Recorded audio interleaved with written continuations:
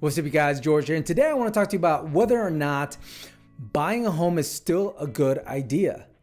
And to be honest, it depends. I'm leaning more towards no, not really. Here's a couple things to keep in mind. Buying a home used to be a status symbol. People purchased homes because it made them feel better about themselves. It was a way to just kind of let people know that, oh, I own a home. I'm so fancy. And renting wasn't cool. It wasn't seen as something that someone of a status, a certain level of status would do, right? No, you rent because, you need to invest, your home is an investment. Well, the problem is that most people don't see homes as investments. It's become one of these like keeping up with the Jones things where it's like, oh, do you own your own home? And when people say, no, I rent, it's kind of like, I rent. It's like, it's the dumbest thing ever. Like, so I own a home. I don't want to sound like a hypocrite. We do own our home, but we own it with the knowing that it's an investment, that one day we will rent this home out. And that's all. We see this as an investment opportunity, not as like a status symbol at all. I think renting is actually cool. Like, and hopefully society and our culture starts to see renting as something cool. Not because I'm going to be a future renter, but because it costs a lot of money. People don't realize, like, owning a home, there's so many things that come with it that you have to repair and you have to fix and you have to upkeep. That's all additional cost. And as you can see, the average maintenance cost of a home is pretty significant. It could cost you upwards of $40,000. This is for a home that's 10 years old or you've kept for at least 10 years. And it doesn't include the down payment or any original costs that you had on the home. This is just additional cost just to keep the house maintained. Can become a money pit, especially if you buy a home that needs a little bit of fixer-upping. I don't know if that's a word, but you know what I mean. So if you're going to see a home as an investment, then I would do it. And a couple of things to consider if you are going to buy a home. Save up for a down payment. And here's why. If you only save 3 to 5% on a down payment and not 20%, so let me reiterate that I recommend that you do a 20% down payment, is that you're going to pay extra costs, extra mortgage insurance. And so if you have the mind of an investor and this is an investment, paying extra money on an investment doesn't make sense. So if you save up some money on 20%, up to 20%, that's a conventional loan.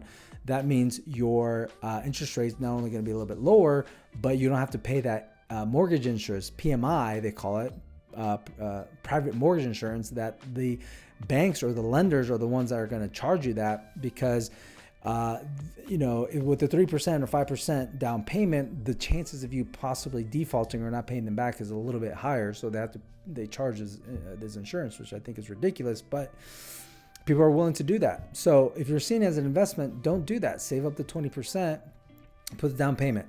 Now, 20% is a lot. So buy homes that are way below your means. Buy homes that you can actually afford. Look for homes that are, again, lower than what you think you could afford. Because here's another reason why. Not only, to save the 20% and put it towards a home that you can afford and be able to save 20%, but also the monthly payments. You want to be able to pay off this loan, the mortgage that is attached to this home, this investment, as soon as possible. Because that money it's going towards that mortgage, you want to be able to free up that cash flow as soon as possible so you can invest in either another home or into investments as soon as possible. Because the cash flow, if you heard the term cash is king, yes, it is, because you need cash, you need money to make more money. And if it's tied up in a debt or a loan, it's tied up. You can't use it. That's why the banks have these huge buildings, and the banks are the ones that are billionaires, and the banks are the ones that, make all this money, is because they're making money off of you. And they're tying up at the same time, they're tying up your cash flow. So pay off the mortgage as soon as possible. So that's another reason why you want to get a home that you can afford that's below your means, because that monthly payment, you want it to be low enough where you can put extra money on it. Now, as far as the term of the mortgage, I'm okay with you having a 30-year mortgage. That's what we have. just make sure that you're paying additional payments on that mortgage. Again, that's why it's important to have a small or a mortgage below your means, because not only do you want your mortgage to be more than affordable, your payment, but also you want to be able to have additional money to throw at it. And a good way to think about it is like, okay, I got $1,000 mortgage, but I can afford a $1,500 mortgage, right? I can afford it. Like I'm making $5,000, $6,000, $7,000 a month or something like that. And so, yeah, I can more than afford $1,000. I could easily afford $1,500. I can afford $2,000 mortgage payment. Don't go and buy a $2,000, a home that is like, well, I can afford $2,000 monthly, so I'm going to get the bigger, beautiful, keeping up with the Joneses house.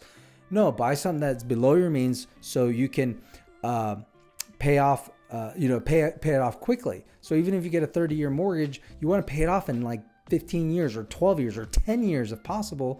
We're on pace to paying off our home in 11 years. So because once we pay that off, we're going to get that cash flow back, and guess where that's going? In investments, and then paying, potentially save for the next home. So don't buy a house that you can't afford. Buy a house that's way below your means that you can throw extra, preferably double if you can, the payment, so you can pay off that mortgage as soon as possible. Then it's an investment. Then you can either rent it out or you just live in it, but then all you have to pay is your taxes and insurance and all that cash flow, that extra, let's say your mortgage payment was $1,000. Guess what? Your living expenses, as far as, because you still have to pay tax and insurance, is only like $300 or $400 a month. Guess what? The extra $800 a month is going to go towards? Guess what? Investments to beef up your net worth. So here's a loan amortization schedule that shows how beneficial it is to pay down your loan as soon as possible. In this example, I have actually a $150,000 loan, a 4% interest rate for 30 years. Again, I'm cool with 30 years. As you can see over here, the scheduled payment is $716. Scheduled number of payments is 360 because it's a 30-year mortgage, 30 times 12. And you see the total early payments is zero. So your total interest you're going to pay is $107,804.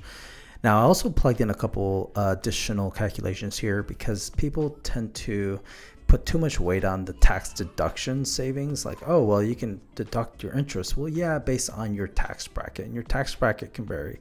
So in this example, it's a 24% tax bracket. So it's not a credit. It's not a tax credit. So you're not getting dollar for dollar savings on interest on mortgages, but you're going to get a deduction. So assuming you itemize and you are able to get the entire deduction, in this case, it's going to be a total saving of $25,000. So that's, so far, that's the only savings you see if you just paid the mortgage as it normally would be, which most people don't do anyways. But here's the advantage of paying down your mortgage early. So here I'm going to type in $500. And like I said before, if you throw in an extra $500, you can afford a bigger home. Let's say you can afford a $250 or $275, but you decide, I'm gonna get something below my means so I can pay it off faster. Add an extra $500, boom, like the calculations just go nuts. And you can see here that the actual number of payments that you pay down is only 160 payments. That's about only 13 years that you have this mortgage. Why is that important? I look at all the savings. You look at the total early payments is $79,000.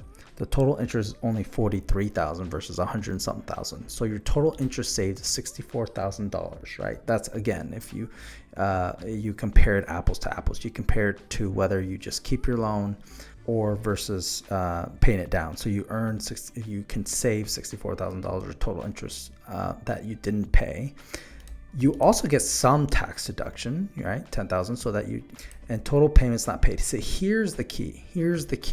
Total payments not paid. You did not pay. So if you live in this home or you rent out this home, the total payments not paid is what really matters. That's the cash flow I'm talking about. That's the cash flow that you keep and that you're investing. So this $143,000 is the total payments that you're not paying, right?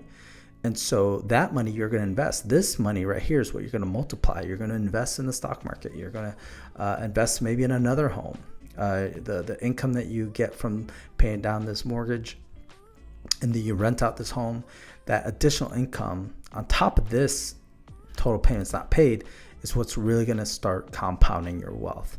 So your total savings compared to if you didn't make an extra payment or pay down the mortgage early is going to be $217,946. And that, again, does not include any interest you're going to make it on future investments by the savings that you're getting. This is how millionaires become millionaires and millionaires become billionaires. So that's my advice as far as homes. Otherwise, rent, it's okay.